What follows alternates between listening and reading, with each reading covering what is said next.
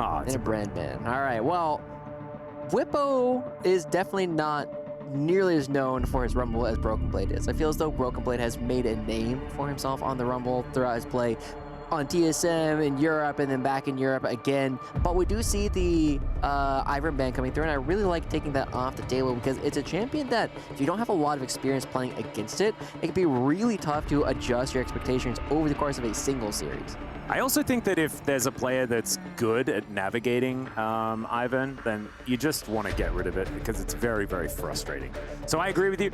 What the final ban is going to be interesting, though, because we've got, like, okay, we're just against trees. Fly do not want the trees to be involved today. Well, there's no Rumble, so they can't have the type advantage going into the trees. You got to make sure. No brand either. Yeah, exactly. Oh, wow, that's a lot. Being removed. So, with all this already getting banned, we still have no real touching of the mid lane coming through, right? We don't have the Corki taken away. The Tristana is still available. We still have all the other counter picks towards the Corki at the same time. We oftentimes see that a lot of people will like the Corki or the Tristana, but some people play the Hui or the Aziri, even as Faker likes to do. And FlyQuest is saying, yeah, we'll take either side of that matchup, honestly. We're happy to play the Tristana, we're happy to play the Corki. It does not really matter. We will do either of them. Instead, they will be going over towards the Leona, which has been Bussio's most played in spring. And it's also just really, really strong on this patch. I think it's a great first pick here, and she really has been climbing up the priority list rankings so far this tournament. So good to see it locked in. As Broken Blade going to make his decision, and like you were mentioning before, kind of a plethora of options when it comes to the mid lane, and the Tristana being the highest priority. I love this because we've seen so many Corkis picked, and then so many teams lose. Yes. So I actually think that prioritizing the Tristana makes a lot more sense, and that is what G2 are going to do here. It definitely feels a little bit more comfortable for Caps, right? He's able to be a little bit more proactive. You have the crowd control coming out with the Buster Shot. You have the ability to just take down structures if nobody has been matching you, and that has been one of the major themes that we have been seeing so far at the Esports World Cup, is that Tristanas are being allowed to just sit inside lanes and hit structures with nobody really interfering with them. It's true. And then another one that has been working out quite well also in the Braum, the answer to the Tristana. Didn't work, the Leona. Didn't work in game number 1. We'll see whether Mickey X is going to be able to make it happen this time without having to worry about a Tristana pushing the door out of position. That is definitely not what you want to see. As there is the Karthus being considered and locked away, so not going to be leaving Inspired's pick until the next round, making sure that they lock that one in. This could once again, though, be that dangerous position that we saw Gen G in, where the Karthus composition didn't quite have enough range in the neutral, and it didn't really work out.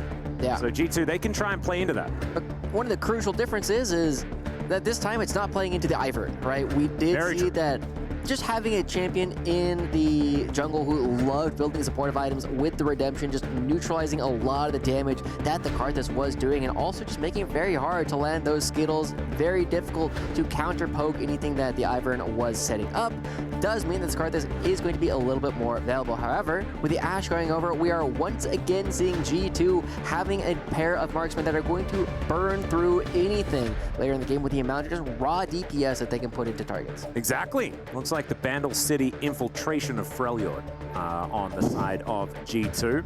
Do like to see it, as the next round of bans going to be targeting some 80 carries from Masu. I think that the Ezreal, definitely a well-deserved ban, well-deserved respect for the man as well, who did have such a good game in the first one.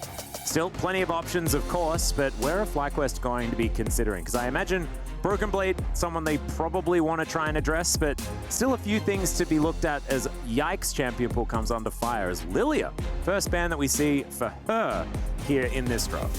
Yeah, I really like this Lilia ban as well. You're already looking at the double marks when you have to start looking at where you're going to be bringing the magic damage with no Rumble available up in the top side. There's not a lot of other options there that we are commonly seeing these days. The Lilia getting taken off the table. I'm actually kind of expecting something like a Nidalee ban, or I mean, the Maokai is already taken off the table. Just make sure that there is nothing that Yike can comfortably play, or really push him down towards that, you know, B or C tier junglers in order to try and find a lot of the magic damage that G2 is desperately needing.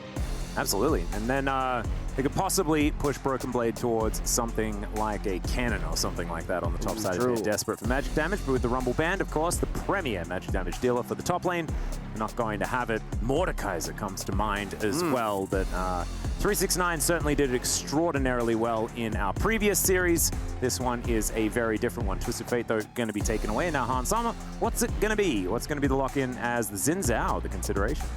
I mean, it would make sense. It is a very common pick when there's not a lot of magic damage dealers left in the jungle. Xin Zhao oftentimes becomes one of these premier picks. I do not like the Ziggs. I don't expect it to come through, especially when you already have a Karthus. You really love having solo magic damage when it is a Karthus or a Ziggs. They both like being by themselves. And even into a Xin Zhao, as somebody who has played a lot of games into Xin Zhao's, I love playing triple range compositions.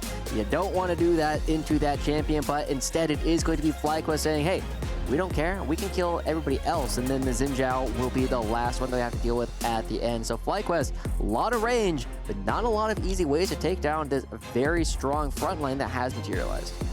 Speaking of frontline, that is what FlyQuest are looking for now. The Renekton going to be locked in. That's a little bit more early game brawling power for Bwipo towards the top side. His blind pick choice into Broken Blade as well. I feel like it's a bit of a dangerous one, because there are a lot of options that you can take into it. That is Dr. Mundo. Yes, I think that G2 absolutely have the better draft from this position. One, the Mundo has a pretty decent matchup into the Renekton up in the top lane. Two, even though Mundo does not have the free magic resist built into his kit like he used to, there's not the same kind of just raw DPS coming out from the side of FlyQuest that G2 has access to. It means that it's going to be very difficult to take down this Mundo every single time one of these fights is actually going to start. And with the very limited crowd control that FlyQuest has access to, the passive for Broken Blade goes absolutely nuts. You can't use the stun from Bwipo. You don't really want to use your stuns coming out from Busio on this character either. And so suddenly, it means that Broken Blade is just always going to be free to run havoc in the FlyQuest lines. Mundo does what he pleases, is what you're saying. This is where he goes. And that is absolutely true. I really hope that it's going to be corporate Mundo as well. I cannot wait for those TPS reports to be on my desk by Monday. And I haven't seen Dr. Mundo in so incredibly long, outside of, you know, the game in the Baron Pit when you just throw cleavers at one another. But that's the only thing that I've seen. I really just haven't seen Dr. Mundo for many corporate years. Mundo. Yeah, and it has to be. It is, and obviously it has to be. There is only one skin for Mundo. Yeah. Did you know that? Like the other skins are actually disabled. There's not actually even a base skin. It is just corporate. Now, one of my big things, one of my favorite stories is I have like an 80% win rate as Mundo in Clash, just because I only ever pick it when it wins the game on the spot, and this one absolutely has the Joshi seal of approval. This is one of those games where it's like, oh yeah, this is a Mundo angle. We can just win this one off the bat, and we'll see how effectively Broken Blade can navigate it. And I'm looking forward to seeing what Orcs is going to be like when Ziggs loses a game, if indeed you are correct, or whether once again we're going to have a bus ride consumed by Ziggs' conversation about how well he navigated this Mundo and wanting to run and throw cleavers at him and all this sort of stuff. But G2 definitely feeling like they have identified what a lot of the problems were for them and realizing what strengths need to be denied on the side of FlyQuest. Still, a lot of tools there, and we have seen that the Corki matchup into Tristana has been Tristana favored today, but yesterday wasn't necessarily the case, and it can certainly flip back and forth. Yeah. FlyQuest, the fact that they even won game one was way more than I was expecting from them.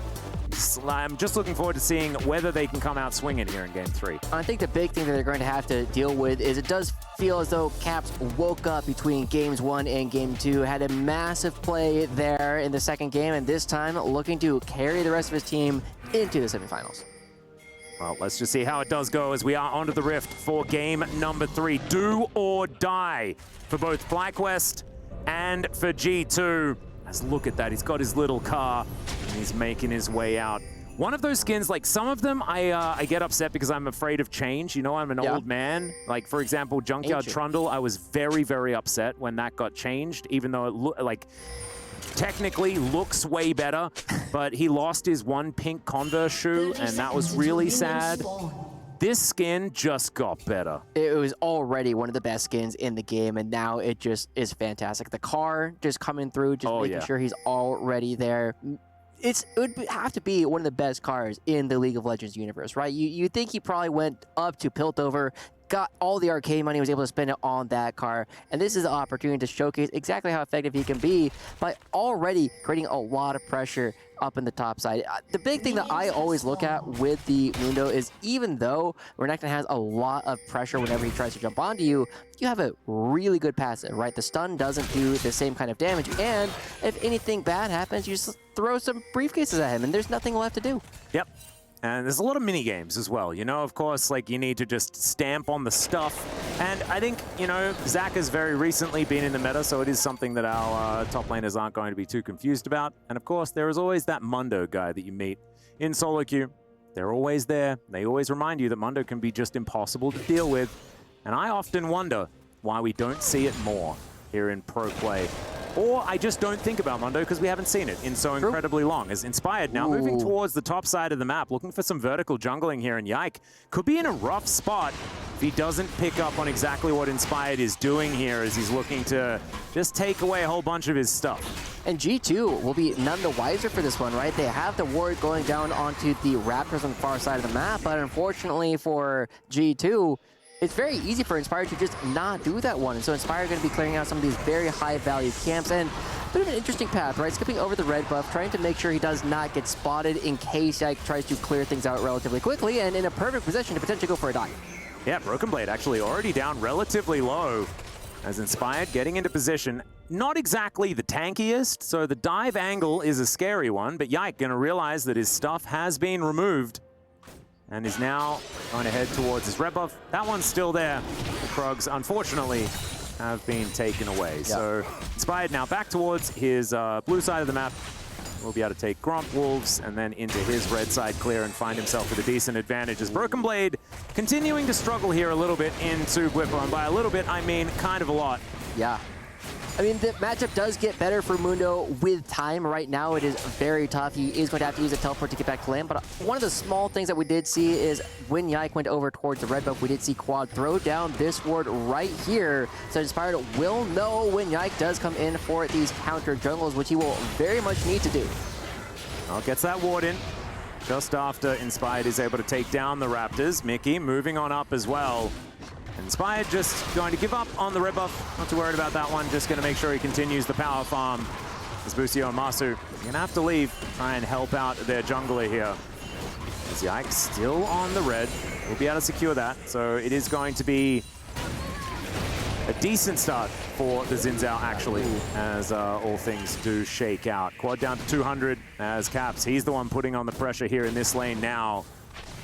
Yeah, Quad has to be very careful because they don't necessarily have full information of what was going on in the bottom half of their jungle. That's part of why he's leaning towards the top half of his lane. But Yike moves towards the top half of the map, and he's going to be able to equalize a lot of the early pressure that Inspired put through. And now Yike, ooh, I thought he might have gone for a flash.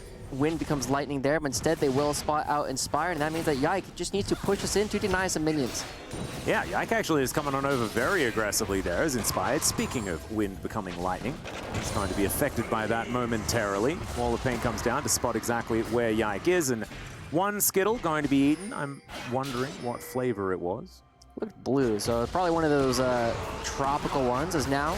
Yeah, Yike is going to come down. Doesn't manage to take the Rift Scuttler, but is going to be able to at least audaciously charge, which was cool. Yeah. And it is going to be Yike going back and getting the second spawn of all these jungle camps. So Inspired is going to take the time to go towards the top side. This is a very large minion wave, and Broken Blade now has no passive, but no stun either for Bwipo, meaning that it's just going to be a contest here for the Krugs. Yep. Inspired is going to have a whole bunch of friends, though, as the Wall of Pain not quite doing anything at all. Defile comes in. He has tried to flash away, and then he's just dead. That is First Blood going over to the Mundo, and that's what he read on the graphs that he was throwing around. He was like, I just have to weather the storm because First Blood's coming in. Seemed like a bit of a miscommunication there between the top laner and the jungler for FlyQuest as Inspired goes over towards the Krug. He's like, yeah, I can go ahead and do this, but you knew where Yike was, you knew what was going on, and Bwipo not able to get there in time to support the jungler. Does give over that first blood, and this is around the time where you start looking at the Mundo matchup becoming a lot better. Around level 6 is where Broken Blade can really start to have a bit more fun. Well, Mike actually not going to find the Wind Becomes Lightning there, as Whippo is just kind of a brick wall. Inspired's moving in here. Speaking of walls, it's going to go down, but that is double flashes away from one Crocodile. That is evolutionary prowess right there, as Caps and Quad continue to do battle. Yeah. The fact that Whippo really showcasing how wide he can really be in these games, really necessary in this third game if FlyQuest want to continue their journey here at the Esports World Cup. But Busio running into Mickey here. Yep, bit of supportal combat. You love to see it. And it's not going to eventuate in too much at all because there is barely any damage between the two. But they will still do it. I love the mechanics that you see between these two players, right? As they go back and forth, like that little bit of a wiggle, right? It's like, oh, am I going to hit you? Or am I not going to hit you? Would it matter if I hit you? Would it matter? No, not really. But FlyQuest does pick up the 3 grubs on the first pass through here. And now, Like in good position. Yeah, exactly. Mickey trying to keep him interested. Like I think has popcorn chickens on the mind, so he is going to move on over and collect that one. Meanwhile, everything kind of just evening out once again. First blood, of course, over to G2. Bit of extra money there, but it's only spelt about a 300 gold advantage, despite it being 400 in the back pocket as far as that actual gold difference. FlyQuest actually doing a great job holding on to that lead that is mainly due to Inspired farming a little bit faster than that of Yike so far. I mean, you kind of look across the board at where the money is, and it pretty much... Oh, this wave state's doomed. Oh, yeah. Especially now that everybody's coming up. But G2 should, if they really need to, they can push that one in. Mickey will be joining them. Yike will be coming up in just a moment as well. And, oh, man, as this wave is getting ready to push out, Whippo is going to be allowed to shove it in if he wants to with Yike removing himself from the situation. Yep. So finally is going to be moving back towards Broken Blade. He was getting impatient there as Caps just auto-attacking. And that's working out very nicely. Some of these rockets actually connecting from Quad, though. Not that big one, though, towards the end. And he'll be able to clear out the wave with the fast bomb and then look to go for a bit of a reset, perhaps, unless Caps is going to continue to relentlessly shove these waves in. 2v2, yeah, Arrow coming out of base here. And this is so dangerous. Arrow is going to connect. He kind of eats it with the slice there, which was pretty cool, but there is the kill going over to Broken Blade. Flash out from Busio, and the Requiem not really doing too much of anything at all. Wind Becomes Lightning. Busio gets under the turret, but they're looking to try and dive him anyway. Winter's Fight comes through, and that is the trade kill. Looking pretty fantastic there. Busio making the best out of a bad situation. Really good stuff from Busio to turn that around, make sure to get a pass at first, and Inspired will at least pick up something for the troubles he did throughout the ultimate. Get a little bit of money from the assist and the first strike, but will also be grabbing this Hextech Dragon for FlyQuest. And so even though the kills are starting to go in the favor of G2, FlyQuest are keeping themselves in a pretty good position in terms of the neutral objectives. However, the one big thing that we're looking at is this Mundo suddenly has 3 kills all of a sudden, Atlas. Yeah. We are going to be seeing this this Mundo become so strong in these later game fights, and we already were saying Corki and the Ziggs, with the amount of burst that they do and not the same kind of DPS over the course of these long fights, this Mundo is going to be in heaven. Yeah, it's going to need to be a lot of Leandries picked up from the magic damage dealers on FlyQuest, I think, if they want to have any chance of doing any damage whatsoever. Some bouncing bombs coming in here as Busio looks to try and get the stun down. Hansama looking to turn it as best he can. There's a Mega Inferno Bomb, and the bouncing bomb going to be picked up, and Hansama is lying on the ground. He definitely does have a bit of a short fuse here, this Ziggs. Yeah, I mean, the passive does end up coming through, but the biggest thing is Hansama blowing both the flash and the cleanse in that last one. Will be down for the grubs, will be down for the dragon when it does spawn. And so the little bit of extra gold going over to Masu could pay dividends again, as Quad has to be careful as Mickey running him down, but not a lot of support. Inspired is here first. Yeah, it was sort of just Mickey. So thankfully Quad is able to get out of there. Inspired, like you were talking about, rotating over, but realizes there isn't too much danger. So FlyQuest actually moving back towards a slight gold advantage as this wave is gobbled up by the Crocodile. Broken Blade should be able to answer it. Still, G2 in just fine of a position. And the thing I am worried about is the critical mass angle of the Mundo. Yeah. Because when he gets there, you know, like you say, maybe that's just the whole story of the game. And jostling for position isn't going to be a thing we need to focus on, as Quad might need to focus as well, as he does Valkyrie away. He's going to be all right. So there's the Warmogs. Gonna be completed here for Broken Blade, as that health bar just got a whole lot thicker. Yeah. It also makes the top lane very difficult for the Renekton to play, because normally you're like, well, I'm going to trade my cooldowns for your HP bar, and Broken Blade is like, great, your Slice and Dice is on a longer cooldown than my Warmogs. Hansama in a little bit of a rough position here. Masu not finding all of the bombs, but it doesn't matter because Inspired has this thing that goes around him that just does damage. Yeah. So the Ashe is dead. One of the things that I have learned is that close does count in hand grenades, and Ziggs does have a lot of those, and now he's got some free time left alone with the bottom side turret. Now, good thing for G2, they did get a couple of the Void Grubs themselves, so no Twitch chatters coming out for FlyQuest to try and help them out to actually attack these turrets, but FlyQuest, this actually seems like one of their better games in terms of just creating pressure around the map, right? Pulling and pushing G2 into places where they want them to be. Take another look at this last play. I don't think there's a whole lot to really analyze here, Alice. Hansama, wrong place, wrong time. Ends up just getting hit by a lot of danger circles. Yeah, that was he was in a minefield, like Yep. quite actually, and that would be my response as well. It's like, where do you want me to walk? My bad. Yep. Yeah, not a lot of options. So Broken Blade with his gigantic health bar is walking towards Whippo. It just doesn't have as many of those little blocks as you can see. Yeah. I really love whenever Warmogs is like popular in the top lane and you're a champion that can build it, because you can do this and you just start mogging on people, right? You just walk up to them, you just stay directly out of range of them, and they have to watch you heal. And Busio coming around here, I don't think there's enough crowd control between these two to lock him down. Well, see what can happen here as Whippo is able to at least stop Broken Blade from being able to get too much value. Caps now getting a bit of a push on here towards the bottom side. Still about a minute and a half left on plates, and we'll see whether Caps is able to get any of those. Masu is going to have a whole bunch of bad guys in the lane. There's not going to be any minions to help out, as that satchel charge was beautiful. That's going to make Orcs very happy. Use it defensively, ladies and gentlemen. Don't use it aggressively. Yeah. That's what I've learned. And also don't position quite like that. As the Requiem's coming down, can anything happen here? No, not quite able to do enough damage just yet. Is Inspired. Does have the Blackfire Torch done, but it's not quite. Still, G2 are going to have to back away, and the Ziggs will survive. Yeah, really good stuff, like you said, using that defensively. And now Busio looking to try and use things offensively, potentially looking for a dive, but Caps dissuades them.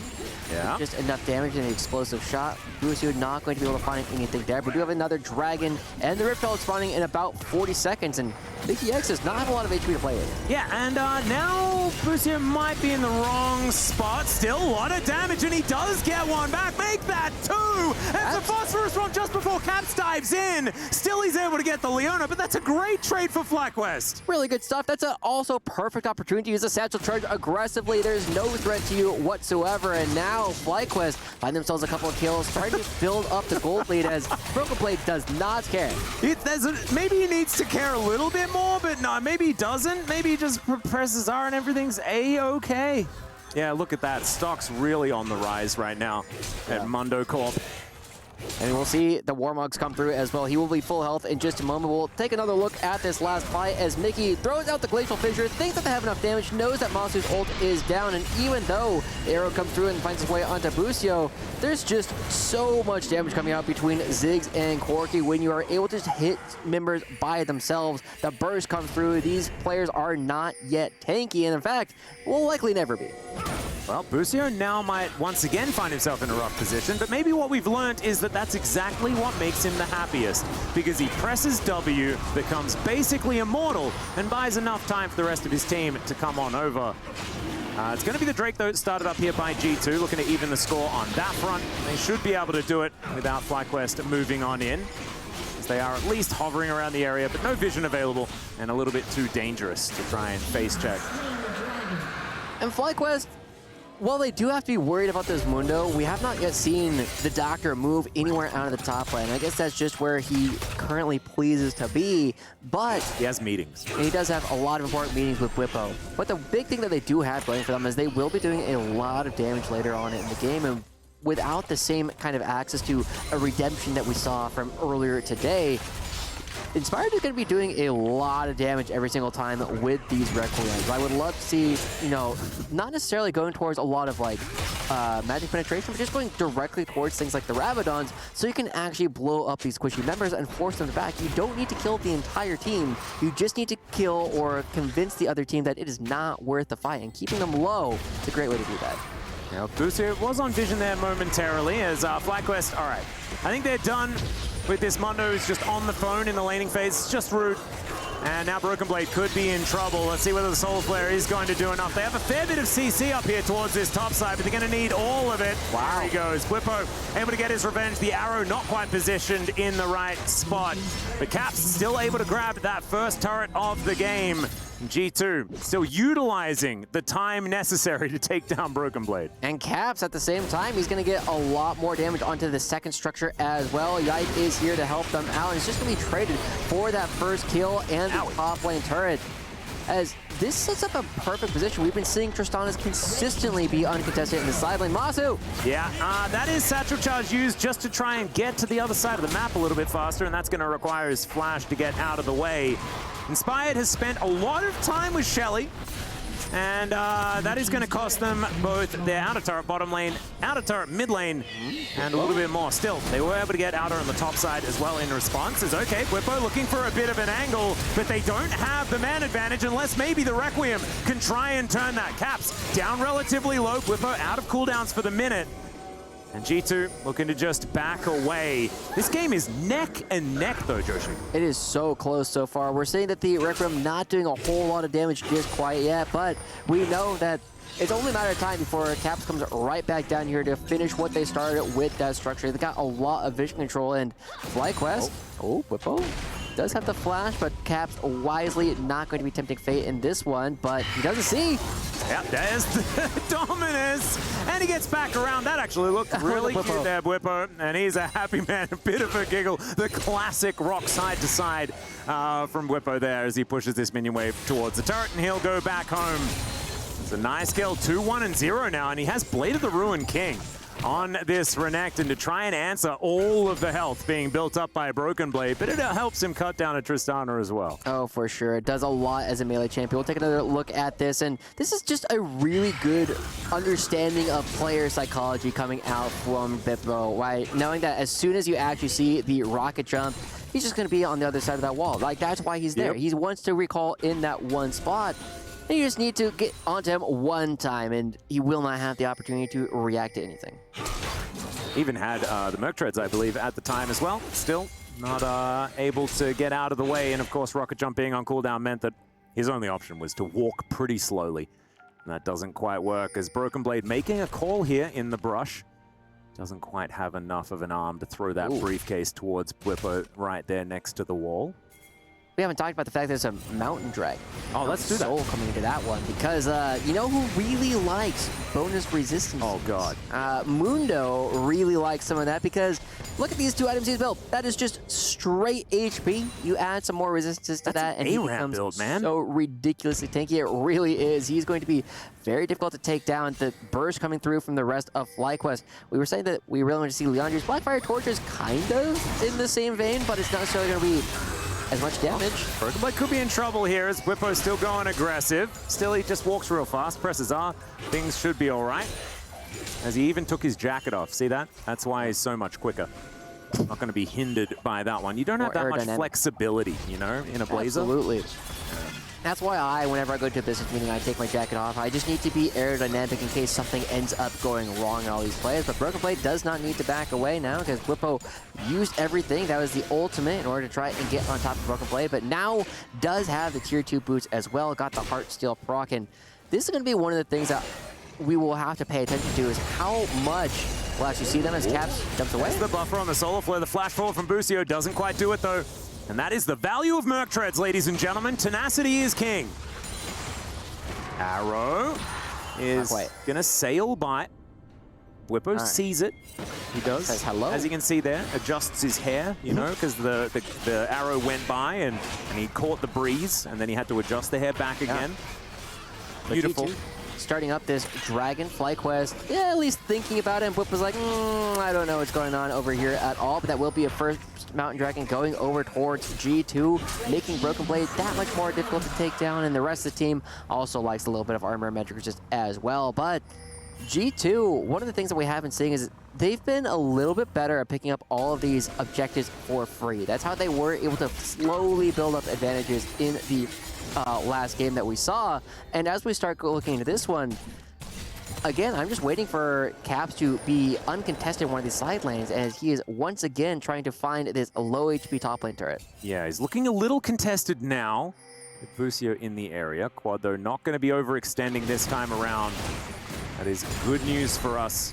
Quad has been finding himself caught in a few more positions so far this series, as Broken Blade getting cut down by Bwipo once again. Let's see whether he can actually finish the job. The answer is probably not, and then Broken Blade spends some time standing still and then gets all of his health bar back, and then Bwipo has to do it again, unless... Yike. Yeah, Yike is going to come in and ruin his day. Bwipo does press the R button. Let's see what he can get done here. Yike is just dead. He is eaten by a crocodile, and now Broken Blade is also struggling. Has to flash away, and Hansama sinks his arrows in and is able to take him down. Now Quad taking matters into his own hands as well, and I don't know whether that was necessarily the right move, as the Mega Inferno Bomb comes down and hits absolutely nothing. Busio does connect the Zenith Blade, but the flash out from Mickey is going to be able to get him to safety. Damn, Whippo's an absolute monster here in this top lane, but still, I think that one works out for G2. Yeah, just seeing the way that he's starting to build this means that he's doing so much damage to all of these individuals. He has a ton of burst, and unfortunately, the Crescent Guard only helps you against range champions. It does not give you the same kind of advantage going up against Bwipo. And as we take another look at this, we'll get to see how Bwipo just looks at Yike and says, what if this guy just wasn't around there? All that percent health damage coming through, the Requiem helping him out, and you know if Bwipo got that next Q to come out just a moment faster, he'll be able to take down the top laner as well. And unfortunately, Quad goes a little too aggressive, does not realize that there is, in fact, an Iceman just waiting around that corner, ends up going down. But the gold lead building up a little bit here for G2. Yeah. I'm a bit perplexed. I like the gusto, I like the vibes from Quad, but I'm sure FlyQuest fans didn't really like the result of that particular play. Still, I think that FlyQuest are in a fine position at this point as we check out Broken Blade, just driving his sweet convertible towards that bottom side of the map.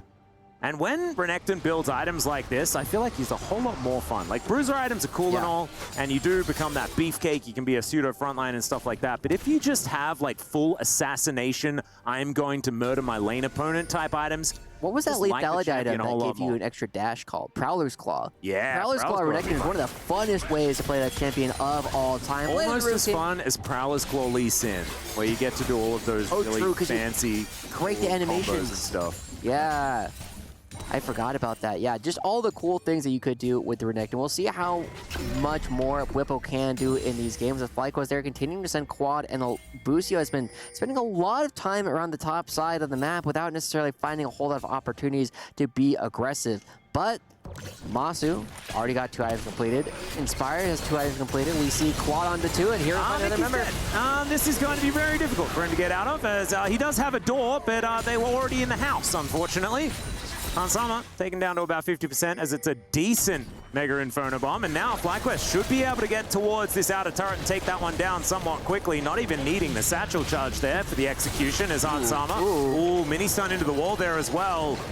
Is able to back away. Is this Requiem going to do enough is the question. No, it's not, but still, he's going to be out of the fight. Caps completes an Infinity Edge, but now he needs to get back into the battle to try and help out G2 as FlyQuest getting that turret puts them towards gold parity and gives them a decent opportunity to battle for this Drake that's coming up in 50 seconds, and they have to. Joshi, they've been giving away too many dragons. Too many dragons. Can I also just point out how Quad just hooked that arrow for his jungler? That's the kind of mid laner you want. Even on the Corki, taking the Enchanted Crystal Arrow, taking the bullet for them, and now Bwipo looking to try and make sure someone on G2 does not make it towards this dragon fight. Just kidding, he's going to be backing away. But like you're calling out, Inspired now with no Requiem is not going to be able to do the same kind of damage. However, Masu will have the Mega Inferno Bomb. There is still a lot of opportunities to layer that with Bwipo's ultimate. Ooh, nice sidestep there from Busio to avoid the briefcase.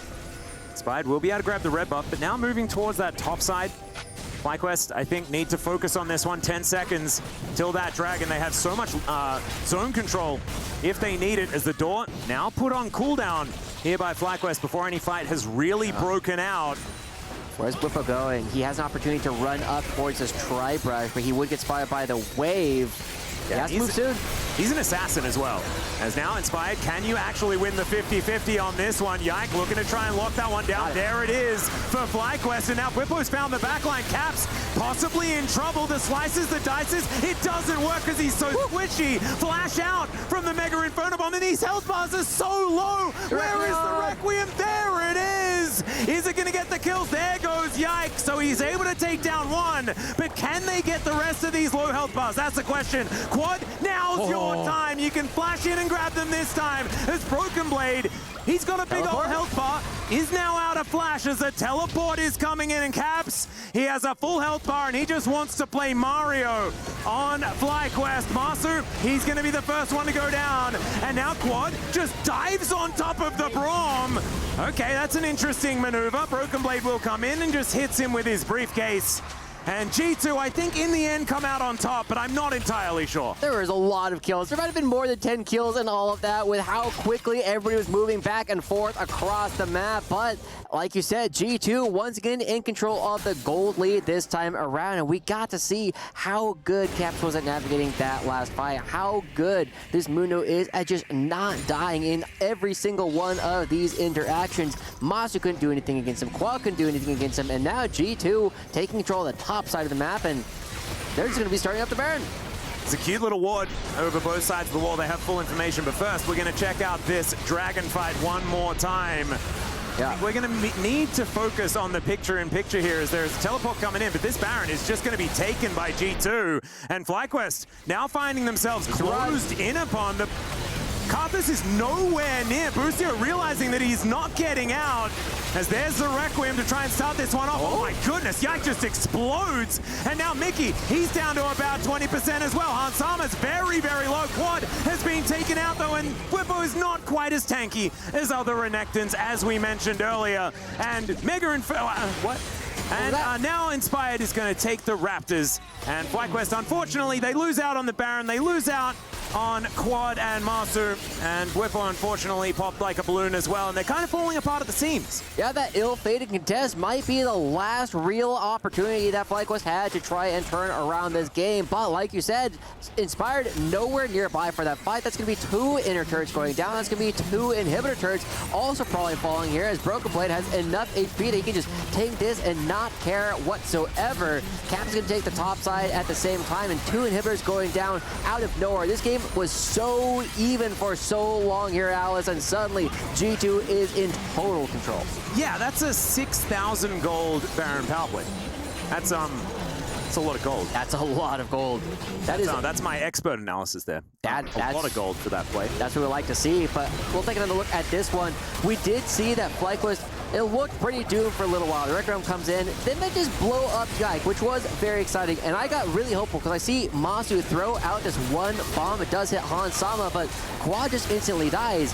And from this position, Inspired does not have an opportunity to come in at all. Masu throws the ill-fated Mega Inferno Bomb and then just slapped through the jungle. Yeah, Broken Blade, as we mentioned before, he goes where he pleases. He now has a Spirit Visage. It's a 4-item, lots and lots of health items, Mundo.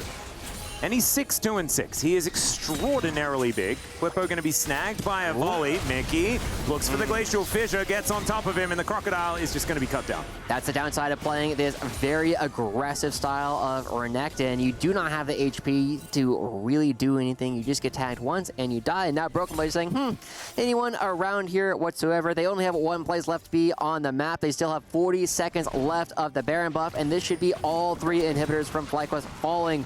They have a lot of scaling, they have a lot of damage, but they don't have the tools necessary to try and do anything here, as Mickey just flashes over the wall. Yeah, just flashing over the wall. Recreationally. Having a good time. he will get back towards the rest of his teammates. But like you say, this is just going to be the last inhibitor. There is a conga line of buffed up super minions making their way towards the nexus of FlyQuest. And even though game number 1 went so incredibly well, the fairy tale seems to be over for the North American squad as G2 will take down the nexus and keep their dreams and their key alive here at EWC, and FlyQuest unfortunately gonna have to go home. It does mean we have regional representation from everyone moving towards the semi-finals, and a huge congratulations here for G2. Honestly, fantastic resiliency coming out from G2. Game 1, they didn't really have many entrances into. Game 2, very, very back and forth. Game 3, we finally get to see them figuring it out all at the same time. Broken Blade having a fantastic series. We got to see his Gragas nearly get them opportunities to win the first game, and in game 3, the Mundo terrorizing the rim. And great to see the sportsmanship here. Big smile on the face of Guipo as he congratulates G2 for winning the series. Good to see fantastic sportsmanship from the man. He's gonna have to hand over his key. This is always the hardest time, always the hardest moment.